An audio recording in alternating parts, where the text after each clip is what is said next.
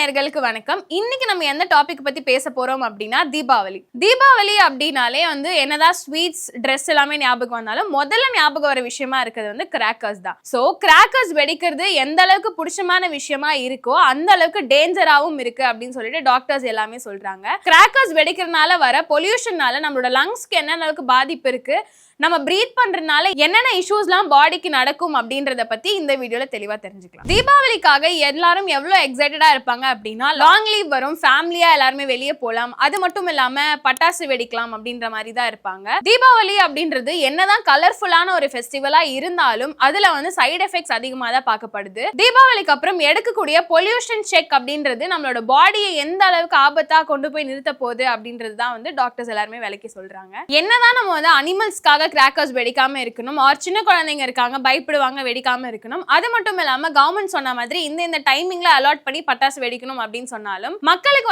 அந்த ஒரு நாள் அப்படின்றது ரொம்பவே ஜாய்ஃபுல்லான டே. சோ எல்லாருமே ஃப்ரெண்ட்ஸோட ஃபேமிலியோட செலிப்ரேட் பண்ணணும் நினைக்கிறது எல்லாமே நியாயமான விஷயமா தான் இருக்கு. ஆனா லங்ஸ்ல என்னென்ன ப்ராப்ளம்ஸ் வருது அப்படின்னு சொல்றாங்கன்னா பொல்யூஷன் செக் அப்படின்னு எடுப்பாங்க. அது 5 பாராமீட்டர்ஸா டிவைட் பண்ணி சொல்றாங்க. அதுல carbon monoxide, sulphur di oxide, nitrous di oxide, Osho அப்படின்னு சொல்லி இந்த 5 பாராமீட்டர்ஸ்ல பிரிக்கிறாங்க.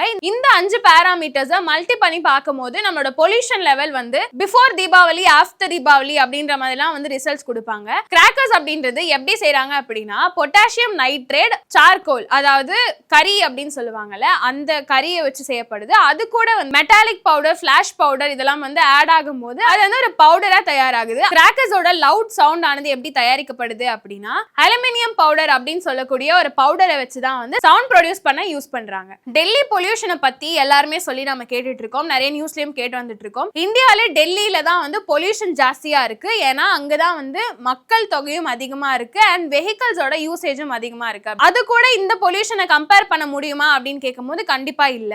டெல்லியில இருக்கிற பொல்யூஷனை விட 5 டைம்ஸ் அதிகமா இருக்குது தான் கிராக்கர்ஸ்னால ஏற்படக்கூடிய பொல்யூஷனா இருக்கு. ஹில் ஸ்டேஷன்ல கூட நம்மளால பிரீத் பண்ண இஷ்யூவா இருக்கும், லங் ப்ராப்ளம்லாம் வரும் அப்படின்னு சொல்லி கேள்விப்பட்டிருக்கோம். ஆனா அது எல்லாமே ஹெல்தியான பொல்யூஷனா தான் பார்க்கப்படுது. அது கூடயும் நம்ம இந்த கிராக்கர்ஸ் பொல்யூஷனை கம்பேர் பண்ணி பார்க்க கூடாது அப்படின்ற மாதிரி டாக்டர் சொல்றாங்க. ஆப்வியஸா சென்னை டிராபிக்ல கூட பொல்யூஷன் இருக்கு. ஆனா அதுல இருந்து நம்ம எப்படி நம்மளை பாதுகாத்துட்டு இருக்கோம் அப்படின்னா பீச் அப்படின்றது நம்மளுக்கு பெரிய சோர்ஸ் ஆஃப் குட் பொல்யூஷன் அப்படின்னே சொல்லலாம். பீச்ல வரக்கூடிய காத்து அப்படின்றது நம்மளோட பொல்யூஷன் அண்ட் டிராபிக்னால வரக்கூடிய பொல்யூஷனோட சேர்ந்து மர்ஜ் ஆகுறதுனால குட் பொல்யூஷனா தான் திருப்பி நம்ம பிரீத் பண்ணக்கூடிய விஷயமா இருக்கு. அது மட்டும் இல்லாம சிட்டி ஃபுல்லா இருக்கிற டிராபிக், சிட்டி ஃபுல்லா இருக்கிற விஷயங்களும் பொல்யூஷன் தருது அப்படின்னு சொல்லி நீங்க நினைக்கலாம். ஆனா வெஹிக்கல்ல வரக்கூடிய பொல்யூஷனும் நம்ம ஒரு கிராக்கர்ஸை உற்பத்தி பண்ணி அதுல வரக்கூடிய பொல்யூஷனும் ரொம்பவே டிஃபரா தான் பார்க்கப்படுது. கிராக்கர்ஸ் வெடிக்கிறதுக்கான டைமிங்கை கவர்மெண்ட் அலாட் பண்ணதுக்கான விஷயமும் கிராக்கர்ஸ் வெடிக்கிறது கம்மியாகும், பொல்யூஷன் ஆனது கம்மியா இருக்கும் அப்படின்ற மாதிரி தான். ஆனா அந்த டைமிங்ல அதிகமா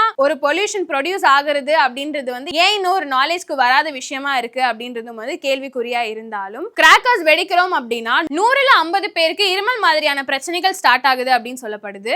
அது மட்டும் இல்லாம ஆஸ்மா பிரச்சனைகள் இருக்கு, கண்டிப்பா கிராக்கர்ஸ் வெடிக்க கூடாது அப்படின்னு சொன்னாலும் அவங்க அதெல்லாம் பொருட்படுத்தாம இருக்கிறது இன்னும் ஹெல்த் இஷ்யூஸ்க்கு வழிவகுக்கும் அப்படின்ற மாதிரி சொல்றாங்க. 100ல 30% இருக்கவங்களுக்கு ஸ்கின் ப்ராப்ளம்ஸ் அப்படின்றது வருது அப்படின்னு சொல்றாங்க. எதனால அப்படின்னா ஃபுல் ஆஃப் கெமிக்கல், பொட்டாசியம் மாதிரியான விஷயங்களால செய்யப்பட்டதுதான் கிராக்கர்ஸ். அது கூட ஸ்கின் அலர்ஜிக் பண்ணலாம் அப்படின்ற மாதிரி சொல்றாங்க.